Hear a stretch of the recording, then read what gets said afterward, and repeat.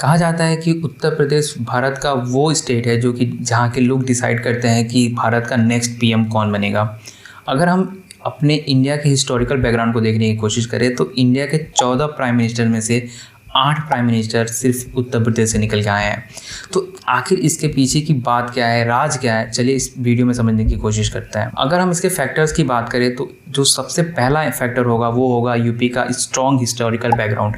अगर हम शुरू से इंडिया के इतिहास को देखने की कोशिश करें, उसकी हिस्ट्री को अच्छे से समझने की कोशिश करें, तो हमने देखा है कि चाहे वो मॉडर्न एम्पायर हो जहाँ पे मगध को as a centre of power हुआ करता था, जो मगध इंडिया के यूपी और बिहार वाले पार्ट को मिलकर बनता है, या फिर उसके बाद जो गुप्ता एम्पायर आए, या फिर उसके बाद हर्षवर्धन आए जहाँ पे कन्नौज को काफ़ी सेंटर ऑफ पावर बना दिया गया। फिर उसके बाद दिल्ली सल्तनत, यहाँ तक कि जो मुगल्स आए उन्होंने भी दिल्ली को, जो कि यूपी का ही पार्ट कहा जा सकता है, उसको सेंटर ऑफ पावर रखा गया।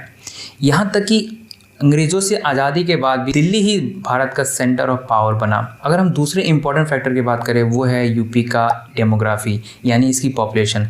भारत का सबसे बड़ा पॉपुलेशन स्टेट होने की वजह से इसकी जो लोकसभा में सीट की जो इम्पोर्टेंस है वो काफ़ी बढ़ जाती हैं। भारत में लोकसभा सीटें 543 होने के बाद इसकी सीट 80 है, जो कि इसके सीट्स का ऑलमोस्ट 15% आता है। लेकिन अगर हम मेजॉरिटी की बात करें तो मेजॉरिटी में यूपी एक किंग मेकर बन के सामने आता है, क्योंकि किसी भी पार्टी को एज अ मेजॉरिटी साबित करने के लिए उसको 273 सीटें चाहिए होती हैं, और 273 सीटों में अगर 80 सीटों का परसेंटेज निकाले तो ऑलमोस्ट 30% होता है, और इस वजह से ये एक किंग मेकर स्टेट बन जाता है। और यही रीज़न है कि यूपी भारत का सबसे इम्पोर्टेंट पॉलिटिकल पावर रीजन बन जाता है।